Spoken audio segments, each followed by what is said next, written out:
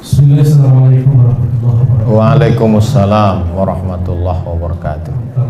Bersama ketua keluarga dan sahabat sekalian yang saya cintai, suatu anugerah yang luar biasa ini dapat bertemu langsung dengan Pak Ustadz Somad. Saya tidak spesifik menanyakan materi tadi, memang sudah sangat menentu. Insya Allah akan kita coba berdomani dalam perjalanan ke depan. Sedang dalam konteks yang makro nih Pak, di dunia dakwah, betapa banyak mubalik-mubalik kita berguguran dalam tanda kutip oleh karena pola-pola dakwah yang terlalu frontal. Di sinilah letak kekhususannya Ustadz Abdus Somad, tegas, keras, tapi tidak kasar. Nah, bagaimana kira-kira ke depan? Sehingga banyak kader-kader potensial layu sebelum kembang. Padahal menciptakan orang sekelas itu lama waktunya. Kita sedih sekali. Nah, termasuk juga fenomena terakhir ini, ustadz-ustadz kita seperti yang disampaikan Pak Ketua ini jadi target. Kita kurang cerdas, kadang-kadang kurang lihai. Padahal Rasulullah itu kan di samping berakidah juga bersiasat. Ada contoh kecil yang kita sama-sama paham di malam hijrah itu contohnya kisahnya kisah sederhana sekali. Di malam hijrah itu Ali disuruh tidur di kamar tidurnya. Ada sekedar itu, tapi luar biasa pesan itu.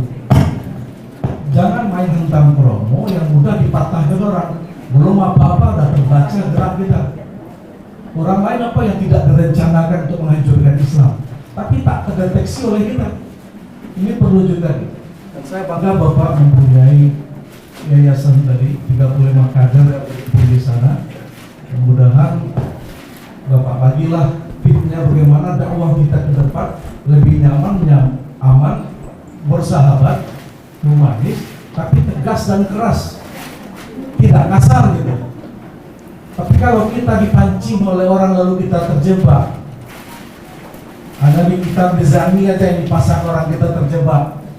Kasihan kadar-kadar terbaik, padahal itu mahal sekali. Aset-aset kita berada di balik terlalu besi. Saya tidak menyalahkan siapa-siapa, tapi ceramah Ustaz sangat bijak dan menjadi konsumsi kami keluarga besar. Benar yang disampaikan oleh Pak Ketua tadi. Ini betul. Karena di sini juga banyak dai ini. Jangan terjebak dengan pancingan orang, lalu kadang-kadang layu sebelum rumah. Terima kasih Ustaz, cuma itu dan kami doakan warga PTA dan seluruh jajarannya.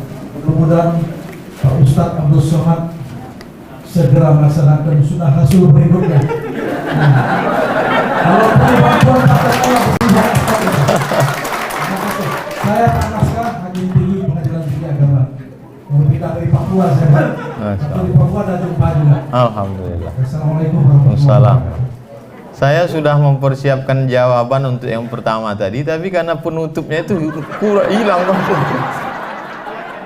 hilang hilang bahan tuh jadinya. Daripada ayah namun di sini juga ada. Masya Allah, doa orang-orang soleh dikabulkan Allah SWT. Kita ketika sedang berada di alam medsos itu, kita keluar dari alam nyata. Bapak Ibu mau tak mau, suka tak suka, coba rasakan dengan perasaan ketika masuk ke dalam alam Instagram, komen di YouTube, di Facebook, itu seolah-olah kita sedang berada di dalam alam yang tersendiri. Tapi ketika handphone kita matikan, kita kembali ke alam sadar kita. Jadi banyak kita yang terpicu, terpukau, tersihir dengan medsos, lalu kemudian keluarlah sumpah serapah antah berantahnya, dan jejak digital amat sangat kejam. Memang saya selamat itu karena pertolongan Allah, karena doa-doa orang-orang soleh, doa-doa termasuk Bapak Ibu, pemimpin-pemimpin yang adil. Tapi juga tidak terlepas dari ikhtiar kita sebagai ahlu sunnah wal jamaah. Di antaranya saya tidak pernah menyebut nama, tidak pernah menyebut partai. Hanya menyebut sifat, hanya menyebut tabiat. Itu maka sulit orang untuk tapi saya tak mau takbur. Bisa jadi nanti keceplosan terlepas pula kan. Tapi salah satu usaha. Jadi insya Allah dai-dai muda kita ada di IKMI itu Pak. IKMI Pekanbaru 600 ustadznya.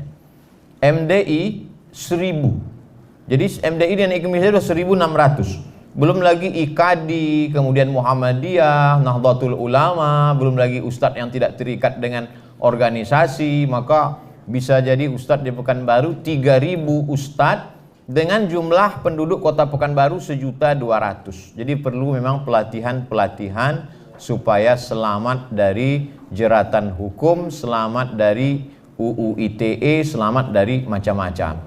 Tapi yang paling jelas kalau kita ambil sejarah Nabi Muhammad SAW, ketika tahun ke-6 Hijrah Nabi pergi dari kota Madinah menuju Makkah. Waktu itu Abu Jahal, Abu Lahab masih berkuasa, Abu Sufyan. Lalu kemudian ketika Nabi akan masuk, mereka tidak kasih masuk.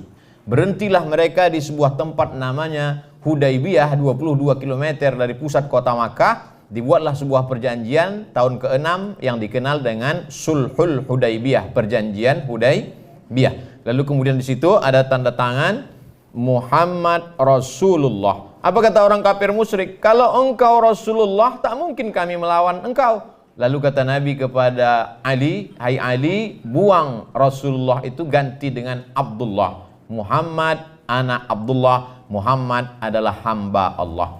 Artinya apa? Ada strategi yang dijalankan oleh Nabi SAW. Tidak hantam kromo, bantai saja. Apa kata pesan Syekh Muhammad Al-Ghazali? Jangan memandang musuh dengan mata yang rabun. Sekarang banyak pejuang-pejuang matanya rabun. Kalau engkau melihat singa menampakkan giginya, jangan kau sangka dia sedang tersenyum. Itu bukan hadis, dapat saya di grup WhatsApp. Jadi memang mesti berhati-hati, antisipasi, mesti ada mengingat nasihat orang. Dan saya kalau ketemu dengan ulama, dengan kiai, dengan tuan guru, apa masukan-masukan untuk saya. Ada kawan-kawan ceramah di advokat, pengacara, apa ya, mereka sampaikan semua. Tapi balik lagi kepada kalau kita sudah berusaha optimal, terjadi juga qadar Allah. Tapi kalau kita tidak ada usaha, maka sesungguhnya itu adalah hukum sebab dan akibat. Jadi pertanyaan Bapak sekaligus juga sebagai pengingat-pengingat untuk saya supaya kita menjalani ini. Intinya hidup ini tidak pernah ada selesai as-sira' bainal haqqi wal batil, antara hak dan batil. Itu sudah sunnatullah.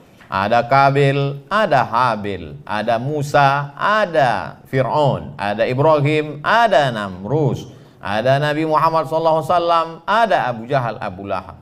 Bapak Ibu, kalau kebetulan ada teman yang kira-kira selalu mengganggu, katakan begitu. Aku sabar menghadapi engkau, karena memang sudah begitu dari dulu. Ada Kabil, ada Habil, ada Musa, ada Fir'aun, ada Namrus, ada Ibrahim, ada Nabi, ada Abu Lahab, ada aku, dan ada kau. Terima kasih, jazakumullah khairan. Ada lagi? Saudara? Ceramah lanjut. Terus ceramah kata. Masya Allah, tabarak. Ada. Dari nama aja. Dari mananya? Bismillahirrahmanirrahim. Assalamualaikum warahmatullahi wabarakatuh. Waalaikumsalam warahmatullahi wabarakatuh. Terima kasih Pak Ustaz atas apa yang sudah disampaikan. Saya satu, pada tadi tentang itu tidak boleh terikat dengan benda, termasuk dengan pakaian, termasuk dengan semuanya. Tapi saya ada menghafal, tapi ini saya kurang hafal apakah hadis atau mau. Iya.